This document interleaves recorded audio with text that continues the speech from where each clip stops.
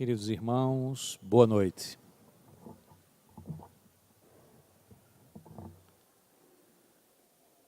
O tema a ser abordado na noite de hoje nos remete a um dos capítulos mais expressivos do Evangelho de João. Estamos nos referindo ao capítulo 16 e nele temos um diálogo do Mestre Jesus com os seus discípulos naqueles eventos que estavam ocorrendo durante a ceia pascal. Ali evidenciava-se um ensino de profundidade espiritual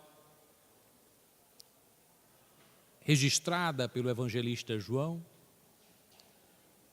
e trazida a lume nos dias de hoje com as possibilidades que podemos evocar, dado já o conhecimento que nos permite, através da doutrina espírita, refletir sobre aqueles acontecimentos, a tal ponto de podermos nos referir a esta expressão trazida no diálogo do Cristo com os seus discípulos, a alegria, para que possamos dar a esta palavra um significado que o Cristo quis trazer àqueles instantes.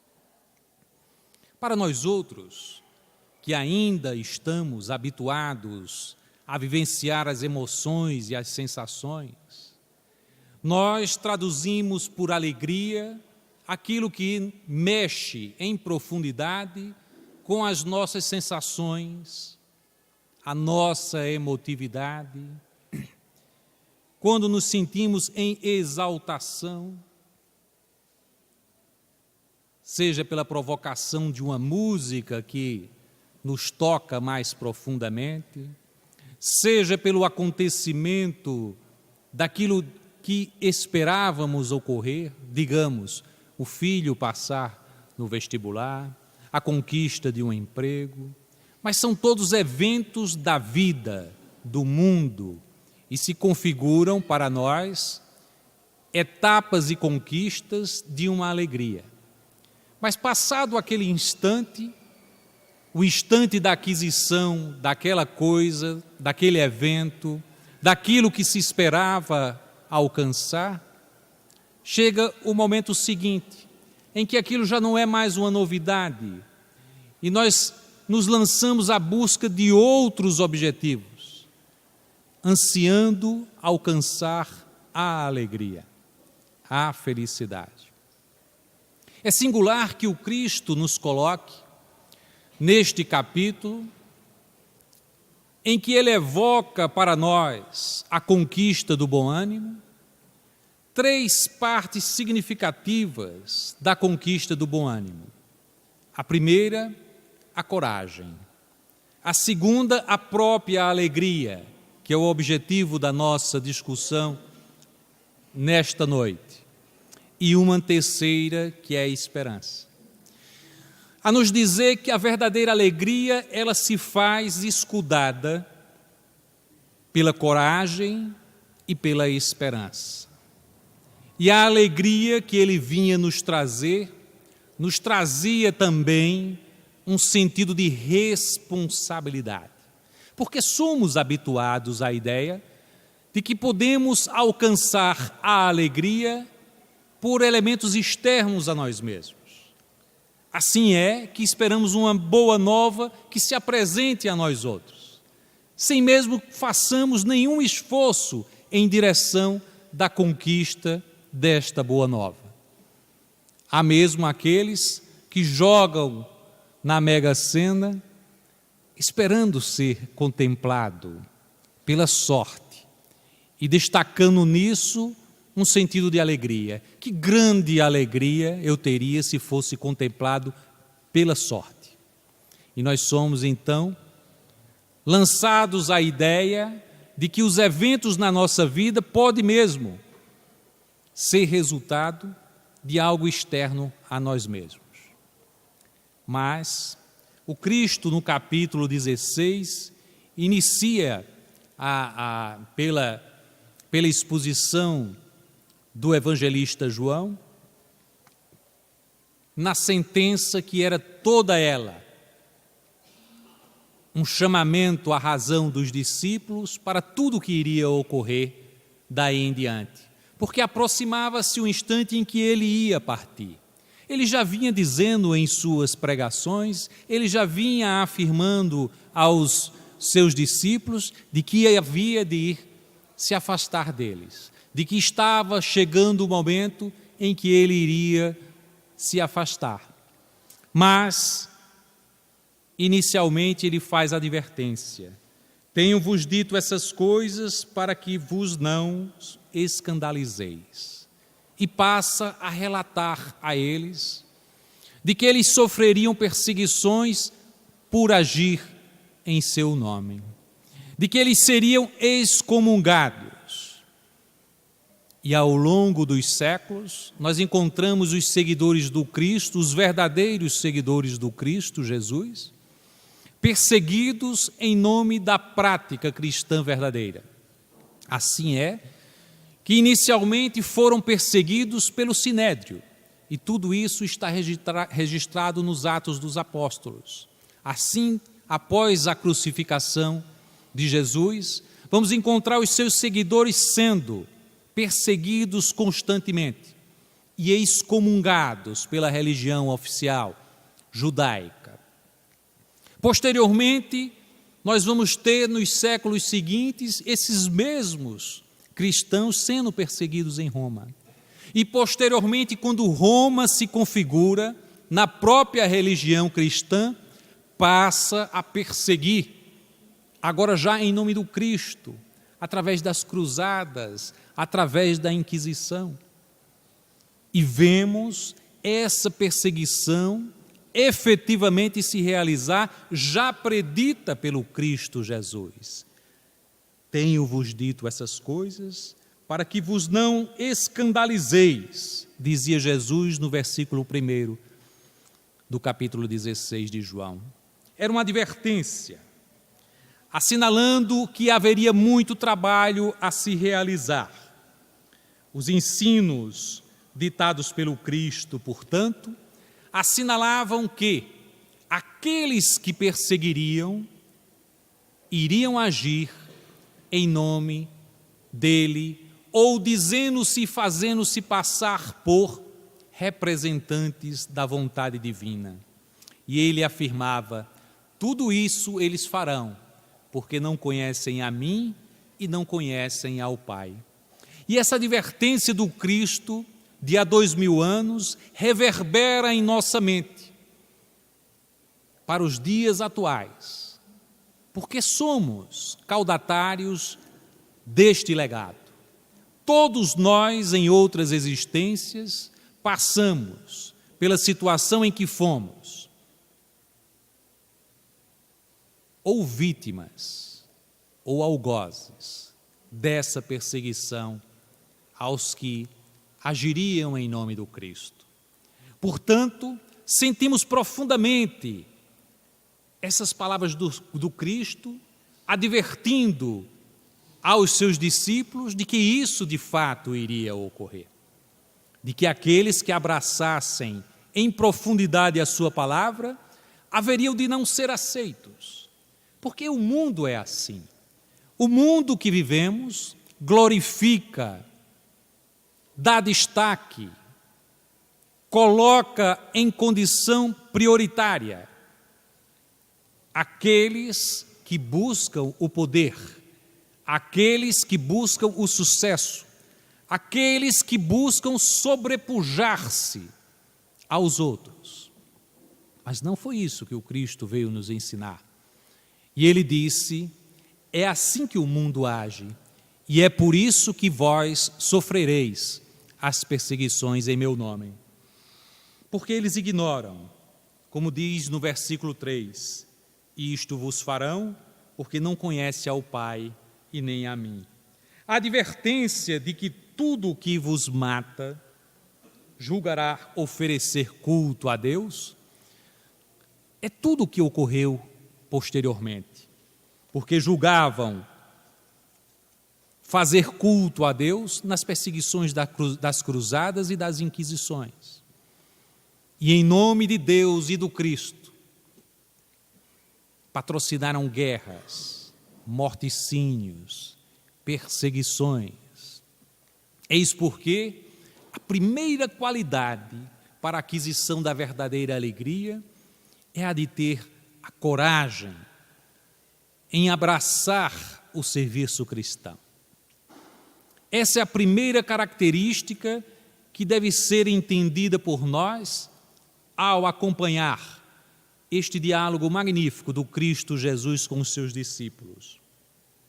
E Emmanuel, ao comentar isto, enfatiza no versículo 4, em que o Cristo afirma: eu tenho-vos dito isso, a fim de que quando chegar aquela hora, vos lembreis de que já vos tinha dito.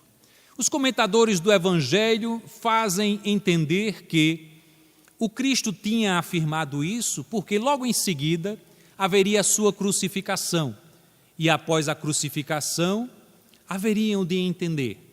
Mas o Cristo não nos estaria dando uma lição para um evento só, para uma ocorrência, para o fato de que ele iria ser crucificado e depois ressuscitaria. Seria algo muito pequeno. Ele queria nos dar a informação para as coisas que aconteceriam na nossa vida, para quando chegasse os momentos de testemunho, assim como ele verificou, nós estivéssemos avisados, nós estivéssemos preparados, porque todos nós iríamos participar destes momentos de testemunho, destes momentos de aflições. E Emmanuel afirma que cada discípulo terá a sua hora de revelações, de aproveitamento individual. E nestes instantes em que somos convocados ao testemunho, é que somos compelidos a entender o grau de nossa comunhão com Deus. Porque é muito fácil ter a comunhão com Deus e se dizer em comunhão com Deus nos momentos em que estamos vivenciando as alegrias do mundo, no momento em que nos sentimos plenos, repletos de benesses, e aí dizemos: como Deus gosta de mim. E porque Deus gosta de mim, eu me sinto em comunhão com Ele. Mas Cristo vinha nos afirmar coisas diferentes. Vós passareis por atribulações. E nas atribulações, somos testados no sentido da nossa comunhão com Deus. Porque só verdadeiramente em comunhão com Deus poderemos participar nos testemunhos com o coração repleto da alegria cristã, que não é a alegria do mundo, é a alegria do encontro com o Cristo. E verdadeiramente, quando passamos pelas aflições em alegria com Cristo, podemos dar testemunho dele, podemos dar testemunho do Pai, porque aqueles que nos acompanham haverão de dizer: ele que passou pelo testemunho está em comunhão com o Pai, porque percebo nele uma condição diferente, percebo nele a condição do entendimento, da certeza, do convencimento, da esperança, que só aqueles que verdadeiramente estão se projetando em direção ao Pai podem assinalar, registrar nas suas experiências tormentosas, porque todos iremos passar por experiências tormentosas. Nesta ou naquela encarnação, iremos experimentar certas situações que muitas vezes dizemos: acometeu, assinalou a experiência, vitimou o nosso próximo. Então enxergamos de longe essas ocorrências e dizemos: valei-me Deus para que eu não passe pela mesma coisa. porque temos uma relação com as aflições que é de completo estranhamento.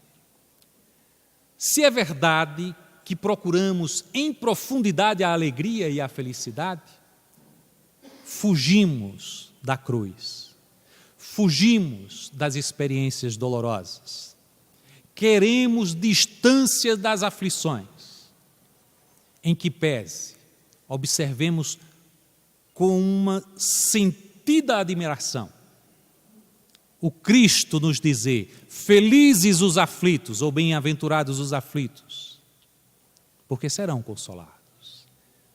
E embora a promessa do Cristo de que seremos consolados, não queremos experimentar a aflição. Mas é o próprio Cristo advertindo aos seus discípulos que haveria de afirmar: porque vós falareis em meu nome, sereis perseguidos. Nas bem-aventuranças haveria ele de dizer também: bem-aventurados sereis vós, quando fores perseguidos e injuriados em meu nome. Já nos afirmava que esse caminho era um caminho a ser percorrido por nós. E ainda continua. Talvez já tenhamos passado por essas experiências. A experiência humana registra os grandes sacrifícios dos mártires cristãos nos circos romanos, em todos os primeiros momentos em que aqueles que, sendo atraídos pela energia crística de Jesus, se entregaram em completa integração ao seu projeto e se lançavam nos circos diante dos leões, cantando loas ao Cristo, cantando louvores ao Pai Nosso. Todo amor e bondade. Que coragem! E era essa coragem que falava o Cristo ao nos afirmar naquela reunião aos discípulos, e chega a nós, outros, a afirmativa de que era necessário os testemunhos e de que eles iriam passar por eles, mas felizes seriam os que fossem perseguidos por causa da justiça, porque deles seria o reino dos céus. Mas logo em seguida há a revelação. Ele iria ter que se afastar do colegiado, de seus aprendizes. E afirmava no versículo 7, todavia digo-vos a verdade, a vós convém que eu vá. E afirmava de que era necessário que ele fosse. Os discípulos ficavam em desesperação, porque além de terem sido chamado a atenção dos testemunhos, eram colocados a par de que estava se aproximando o momento em que ele iria se apartar. Mas o Cristo, além de dizer que iria, dizia: é necessário, é bom que eu vá, porque sem que eu vá, não será possível vir o Espírito da verdade. Alguns irão dizer o Espírito Santo, mas na realidade precisamos entender essa sinalização de Jesus. Emmanuel, comentando essa sentença de Jesus, afirma: era fundamental que o Cristo se afastasse. Porque, digamos, se o Cristo não se afastasse, o que é que aconteceria? Aqueles que tinham visto o Cristo retirar Lázaro, depois de 4 dias tendo sido considerado morto, não haveria de tolerar, enquanto o Cristo tivesse entre eles, que a morte chegasse a qualquer um deles. Tendo visto o Cristo curar leprosos, ninguém haveria de querer experienciar a dor, a doença, porque esperaria do Cristo Jesus a cura. Aquele que viram o Cristo na multiplicação dos pães, haveriam de dizer: Eu não preciso nem trabalhar pelo sustento. Tantas coisas que foram vistas pelo Cristo, Ele estando ali, em carne e osso. Enquanto Ele estivesse ali, eles não poderiam progredir espiritualmente. Era necessário que Ele fosse, para que não mais buscasse o Cristo na personalidade de Jesus, ali, acolá. Eu preciso de algo, aonde eu encontro Jesus? Ele está ali no lago de Genezaré. Ele está às portas de Jerusalém. As pessoas iriam em busca dele para a resolução dos seus conflitos. Mas o Cristo nos diz, é necessário que eu vá e eu irei para o Pai. Mas como ele nos afirmava em várias ocasiões e nos dizia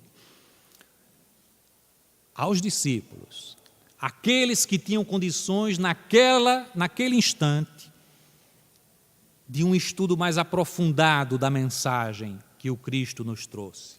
Porque o Cristo veio nos dizer, como diz na sentença, eu vos trago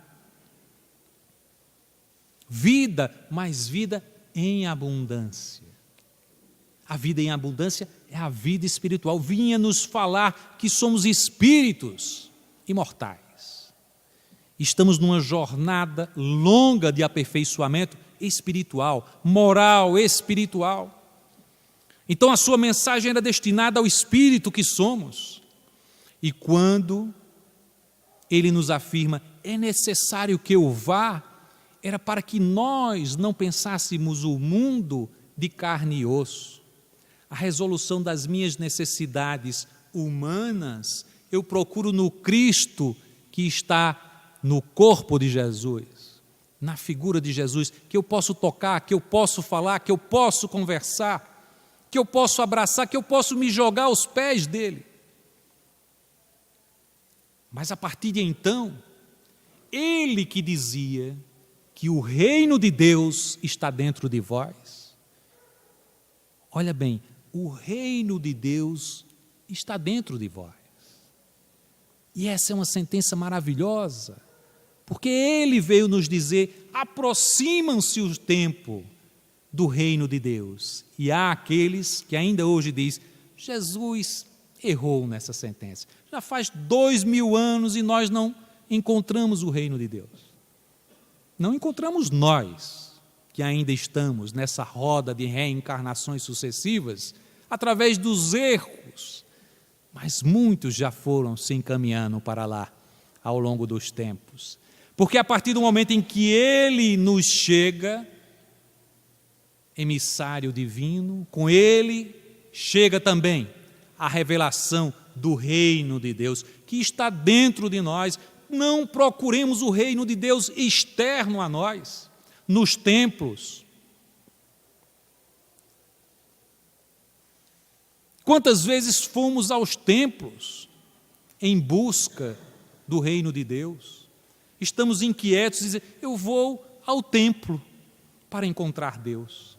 Vou me lançar aos pés de uma imagem para encontrar Deus. Mas foi o Cristo a nos dizer, o reino de Deus está dentro de vós. E se está dentro de vós, e ele dizia, eu e o Pai somos um. Não dizendo que ele era Deus, não era isso. É que ele e o Pai estavam em sintonia perfeita. Ele sintonizava plenamente com o Pai, portanto, querendo encontrar o Cristo, procuremos o Cristo dentro de nós. E se procurarmos o Cristo na ideia de que vai nascer o Cristo dentro de nós, devemos buscá-lo numa manjedoura simples e humilde, porque é aí que ele se encontra em nossos corações. Essa é a mensagem dele. É necessário que eu parta para que vós me procureis em espírito, não na carne. E quantos ainda estão esperando que o Cristo desça em carne e osso, como se isso fosse necessário? Ele já havia nos dito, procureis passar pela porta estreita. E depois se afirmava: eu sou a porta das ovelhas. E se afirmava: eu sou o caminho para a verdade e a vida. Ele era o caminho para a verdade. A verdade é Deus e sua justiça. A vida, a verdadeira vida é a vida espiritual. Então só encontraremos Cristo em profundidade através do Espírito que somos. Quando nos vemos em Espírito e quando nos colocamos em profunda oração. Quantos não experimentaram isso? Em profunda oração, nos sentimos leves e parece que flutuamos acima de nós mesmos. E essa experiência fantástica da oração, que é plena de recursos, de fé verdadeira, como dizia Madre Teresa de Calcutá, essa figura extraordinária, que agora foi consagrada pela Igreja Católica como santa,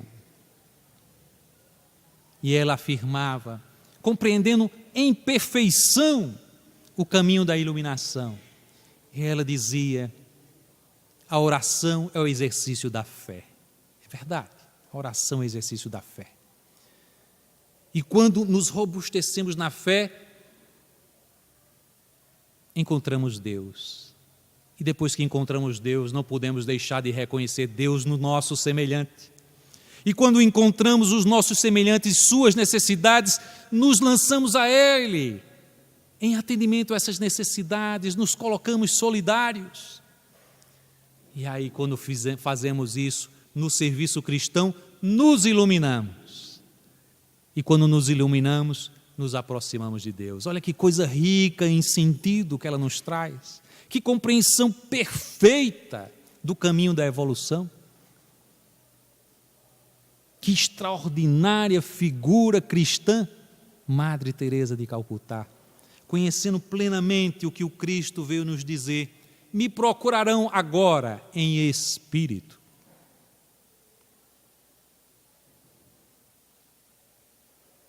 E o Espírito da verdade, e nós o sabemos, que precisaríamos passar por muito tempo, enfrentando as nossas dores e erros e tudo mais, para que, nas revelações trazidas pelo Espiritismo, pudéssemos contemplar o Evangelho do Cristo na dimensão da revelação de suas maravilhosas lições. E o Cristo nos diz: o Paracleto, o advogado, o Espírito da verdade haverá de nos trazer lições sobre 3 coisas fundamentais. A primeira é sobre o erro, porque ele dizia que os cristãos, aqueles que se diziam cristãos, não lhes seriam fiéis. E ao longo dos tempos, nós vimos isso. E na realidade, a compreensão plena do significado da mensagem do Cristo nos traz a ideia do erro. As traduções dizem do pecado. Preferimos dizer do erro. E na compreensão do erro, o sentido de que não nos mantivemos fiéis ao Cristo, porque a sua mensagem é uma mensagem de amor, de solidariedade, de absoluta identificação com o outro como irmão. Mas como ainda persistimos vendo o outro como adversário, como ainda entendemos a sociedade em separatividade, destacando aquele é diferente de mim em algum aspecto, e por isso não gosto dele. E a gente se identifica, e agora no mundo digital está pior ainda, né? Porque com o mundo digital e das redes sociais, a gente já não mais encara o outro. Qualquer pessoa que pense diferente a nós, a gente exclui. E nós nos irmanamos em grupos, nas redes sociais, aí a gente só se irmana em determinadas coisas. Então, eu sou do grupo que gosta de tal música, de tal ritmo, de tal clube de futebol, de tal religião, e aí a gente não ouve o outro não nos interessa, só interessa quem é igual a nós mesmos.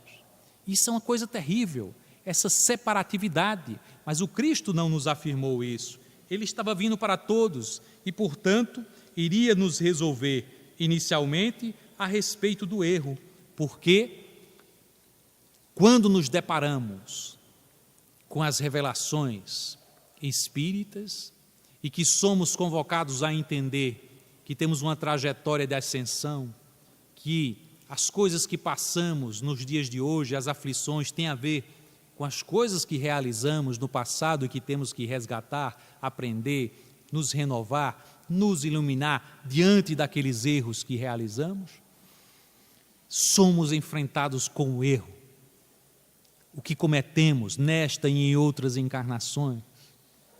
Aceitarmos de que a justiça divina opera sobre nós com absoluta imparcialidade. Não há privilégios, não há escolhidos, todos fazem parte do mesmo rebanho. Como Cristo nos informa, Ele fala categoricamente: as minhas ovelhas me reconhecem, mas há outras ovelhas que não estão no aprisco, mas elas irão se reunir, porque só haverá um rebanho e um só pastor. E as pessoas ainda não entenderam isso. Todos são filhos do mesmo Pai e todos irão ter, no caminho da evolução, o alcance das suas possibilidades iluminativas e irão se aproximar da luz divina. É a riqueza da mensagem do Cristo exposta com tanta clareza no Evangelho, mas como nós nos distanciamos do Evangelho, nos distanciamos do Cristo. E como nos distanciamos do Cristo, nos distanciamos do Pai, que é um com Ele, que está em perfeita sintonia com Ele, e por isso mesmo caminhamos em seguidas encarnações, porque persistimos no erro. E aí o Cristo diz: o Espírito da verdade virá falar coisas que eu não posso falar hoje, mas virá falar por mim, em meu nome. E vós entendereis o erro. Olha que coisa fantástica. Aqueles que os acompanhavam, um pequeno grupo, ainda tinha uma compreensão mais espiritual. Mesmo entre o grupo de apóstolos, tinham aqueles que eram mais espiritualizados, tinham um entendimento mais profundo, que ele trazia para as revelações mais fortes. Era João, era Tiago, seu irmão, e era também Pedro. Mas, posteriormente, outros foram se agregando na estrada do conhecimento da experiência cristã e se entregaram em profundidade de entendimento, como falei agora de Madre Teresa de Calcutá, que alcança o sentido profundo da mensagem cristã e relaciona numa vida toda feita de serviço em favor do semelhante a experiência crística nela própria, espelhando-se num corpo frágil, uma mulher sem nenhum atrativo de beleza, mas iluminada, plena, bela espiritualmente, e por isso mesmo cristã em profundidade. Primeira grande tarefa que iremos ter é o reconhecimento do erro, saber o que é certo e o que é errado, para nos movimentarmos em direção à vida em sintonia com Cristo. E depois ele dizia: ele virá também nos provar a respeito da justiça. Essa é a tradução mais vulgarizada de que ele viria nos informar a respeito da justiça. Há um sentido mais profundo, que é o sentido do ajustamento. Por quê? Porque o Cristo diz: ele virá fazer isso porque eu vou ao Pai e vós não mais podereis me ver. Não ver com os olhos físicos, mas precisamos nos ajustar a sintonia, a vibração do Cristo, as suas lições, porque quando fazemos isso, quando agimos em sintonia com o Cristo, nós nos ajustamos a Ele e encontramos a Ele. Para voltar a esta figura extraordinária de Madre Teresa de Calcutá, há uma passagem na sua vida que é fantástica, porque os repórteres a viram assim, realizando os seus momentos de oração em profundo êxtase. E depois perguntaram a ela: Madre, o que é que estava fazendo? Eu estava escutando Deus. E a repórter disse: escutando? E o que foi que ela lhe disse? Nada. Ele apenas me escutava. E o que era que a senhora dizia a ele? Nada, eu apenas escutava Deus. E se você não está entendendo, eu não posso fazer nada. Olha a sintonia, não era preciso palavras. Eram em sintonia o sentimento, a percepção profunda. Isso é uma aproximação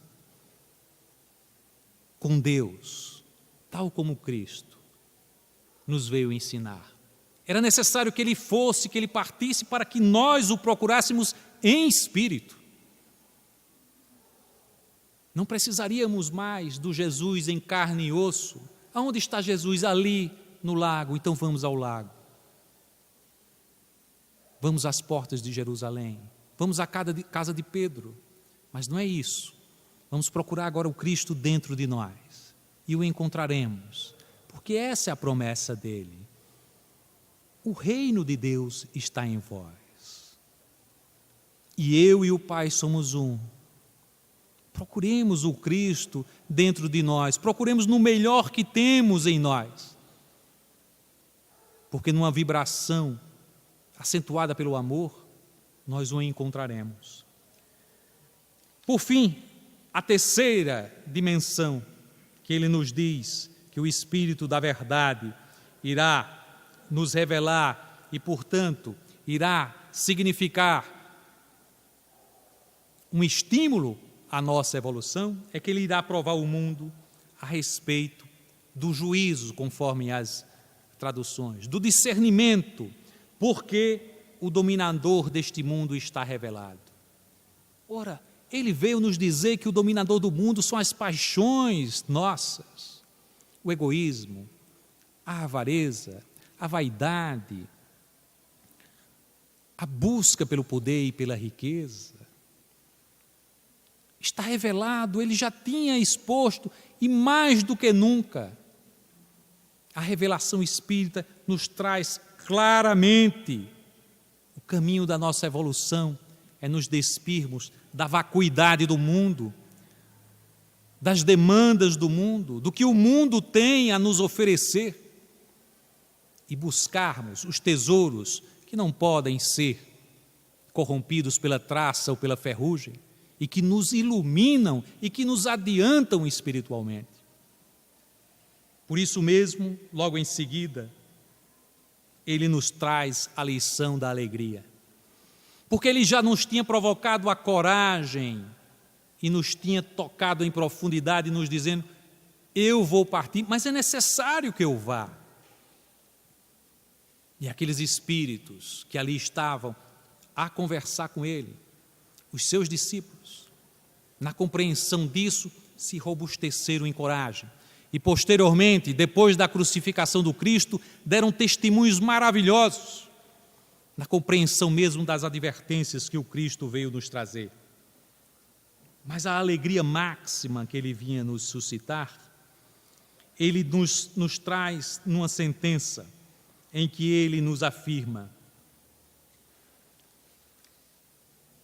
no versículo 20, mas a vossa tristeza se converterá em alegria. Nos afirmando de que iríamos passar por aquelas situações todas, de que teríamos tristezas, mas de que elas se converteriam em alegria. E Emmanuel faz uma avaliação dessa passagem, nos dizendo que o mundo converte alegrias nessas sensações momentâneas, mas que o Cristo nos opera no entendimento e na convicção pela fé, a fé robusta, o entendimento da verdade, que é a justiça divina, que essa é a conquista da verdadeira alegria. Numa passagem do livro Boa Nova, Cristo tem um diálogo com o discípulo Bartolomeu, que era um discípulo extraordinário, mas que ele se mostrava triste diante dos acontecimentos, ora porque enfrentava os dissabores, os seus irmãos, o seu pai, não o queriam na companhia do Cristo, queria que ele estivesse trabalhando por todo o tempo nas pescarias e, portanto, o tinham à conta de vagabundo. A sua mãe, que era toda a afeição que ele tinha no mundo, tinha acabado de morrer.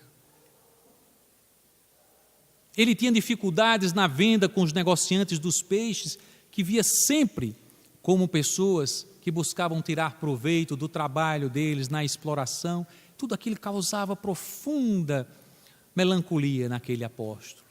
E o diálogo do Cristo lhes revelando, lhe trazendo a ideia de que a boa nova, aquele que abraça a mensagem cristã, deve recebê-la com alegria. Em plena alegria, porque uma boa nova não pode trazer mensagens de tristeza, senão de alegria. De que mesmo a morte é momento de renovação para os que vão, porque encontrarão na vida espiritual novos momentos de elevação, na sua trajetória de ascensão espiritual. Para os que ficam, porque passados os testemunhos haverão de se renovar na sua experiência terrestre, na continuidade dos seus desafios, que ainda permanecem por realizar.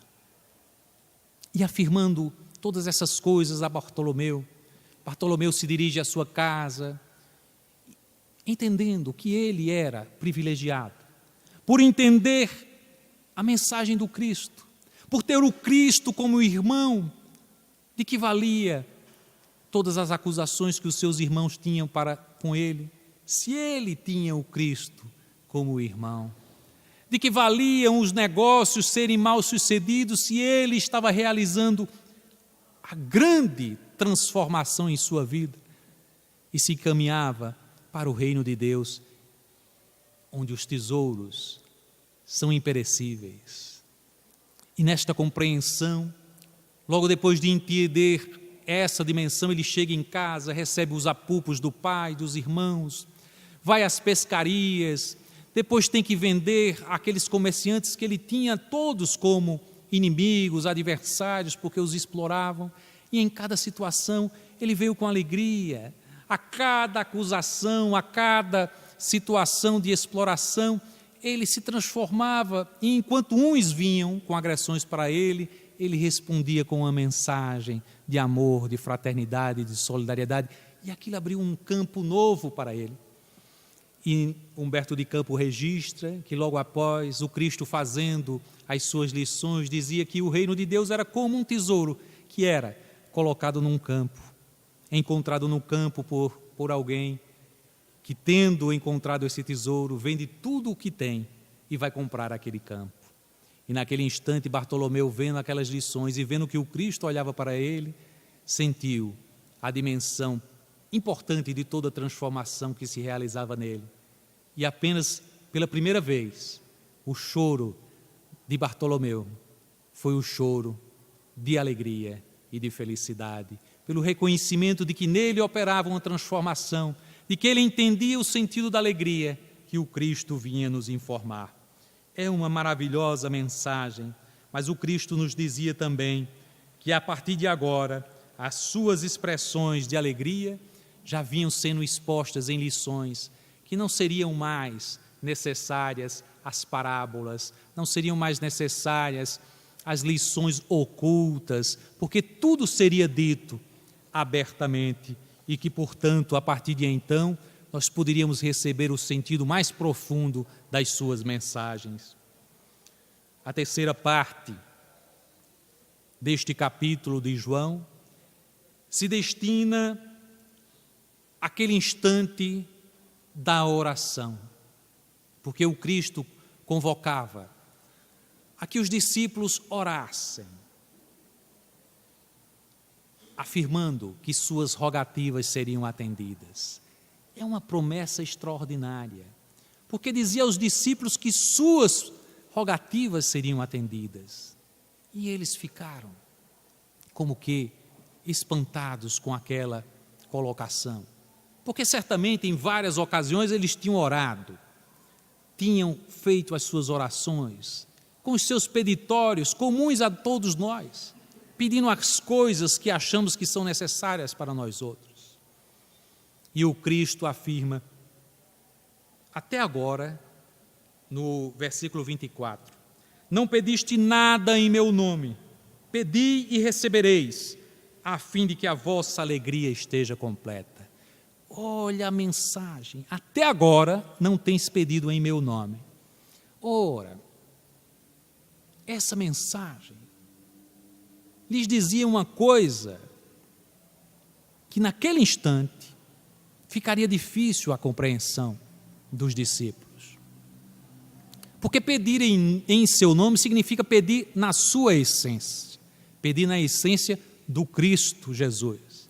Não pedir como nós pedimos. E Emmanuel enfatiza, quando vai avaliar essa sentença, diz, como pedes? Quando te diriges a Deus, o que pedes?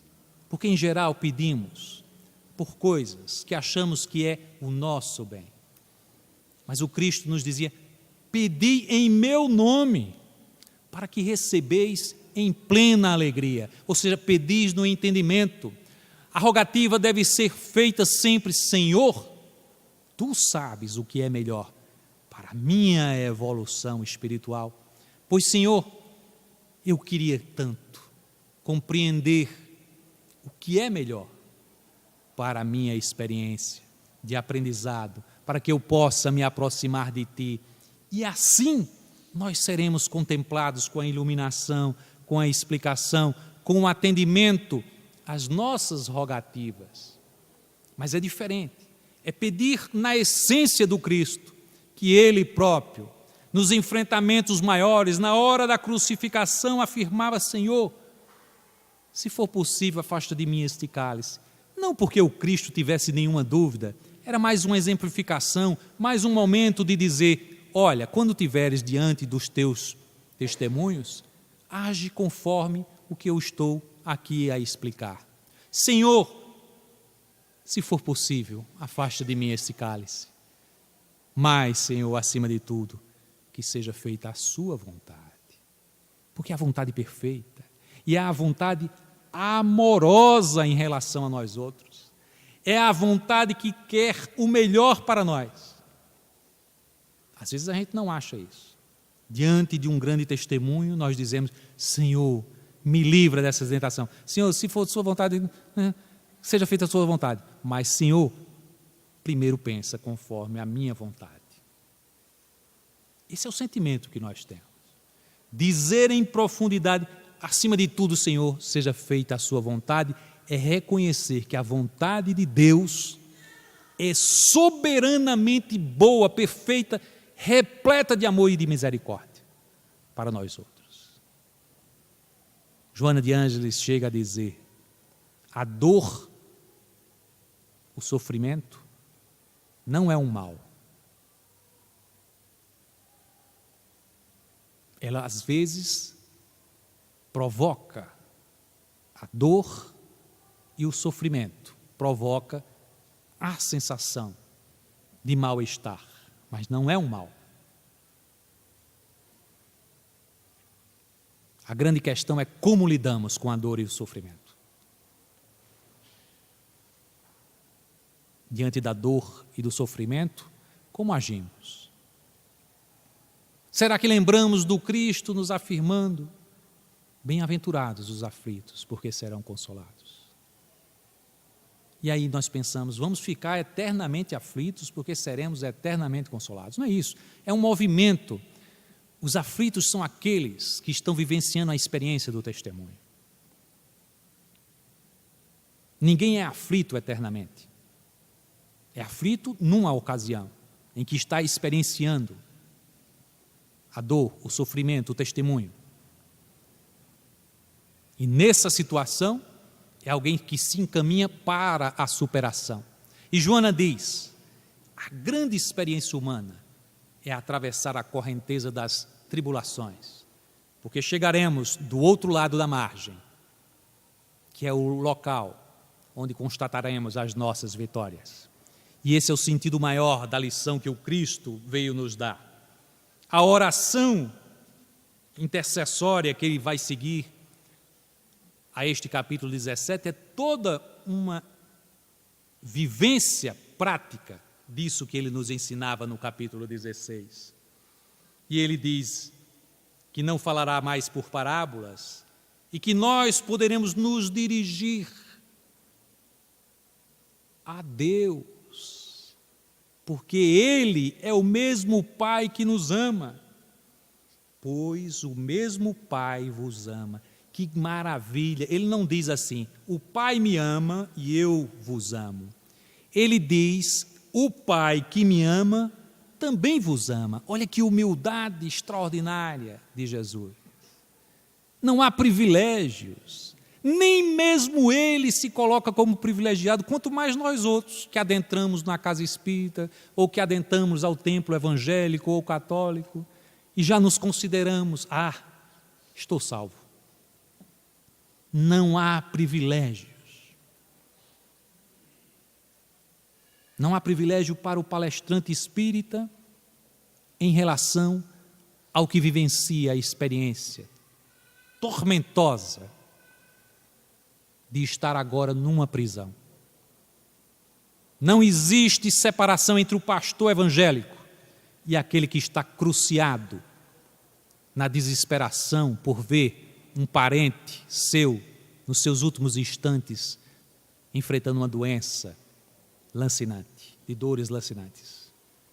Não há diferença entre o padre da Igreja Católica e aquele outro que está experienciando os testemunhos,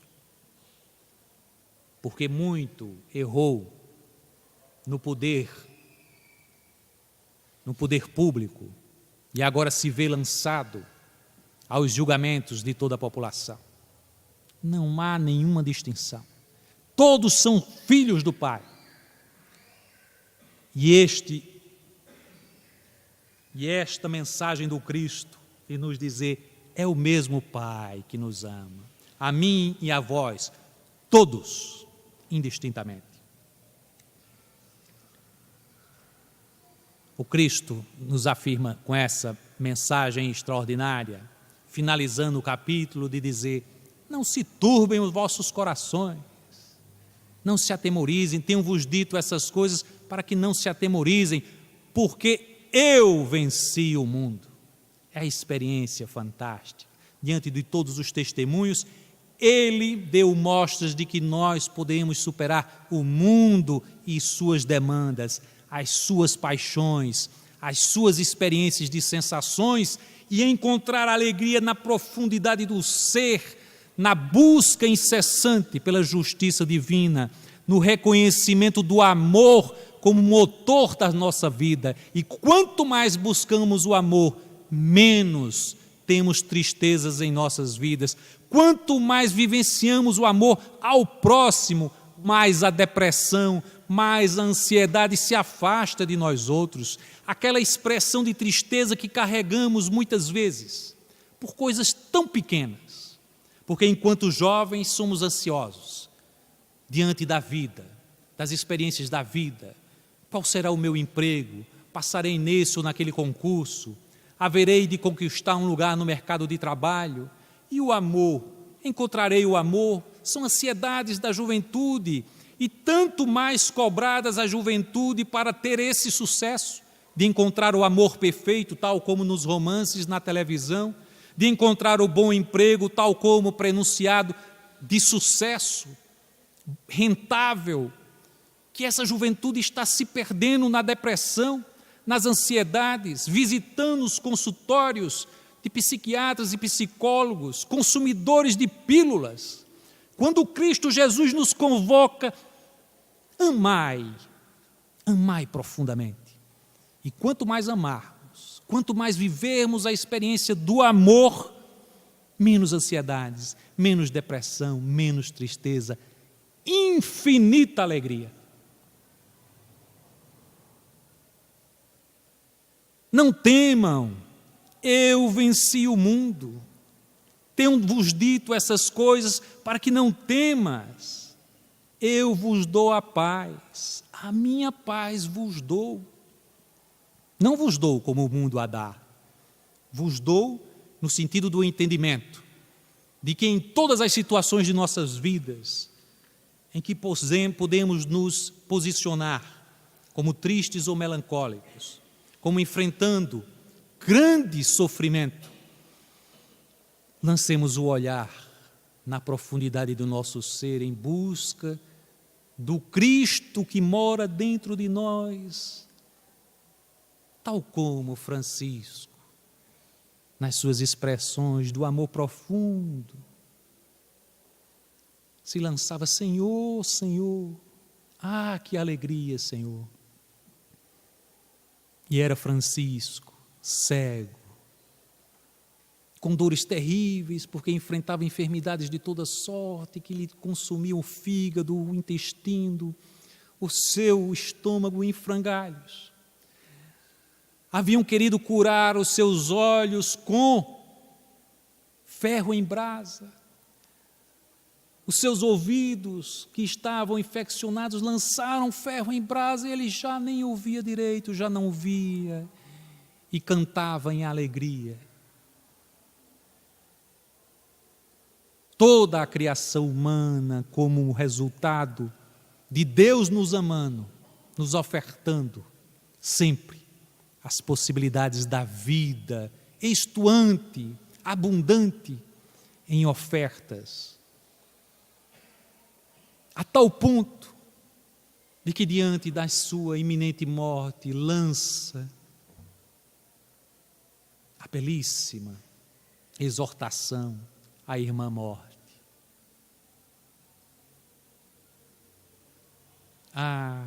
Meus irmãos, meus queridos irmãos, que alegria vivenciar com cada um de vocês a experiência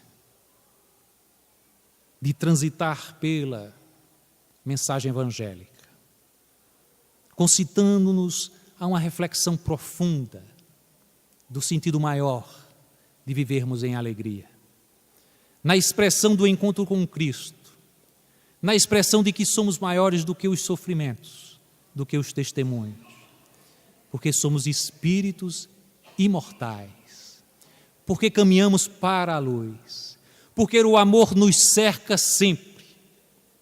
E nesses instantes em que nos vemos cercados de luz numa assembleia como essa, o céu nos brinda com a presença de espíritos amigos, a nos beijar a face, a nos intuir para melhor prosseguir, servindo sempre em nome do Cristo, que é o caminho para a verdade e a vida, agora e sempre, assim seja.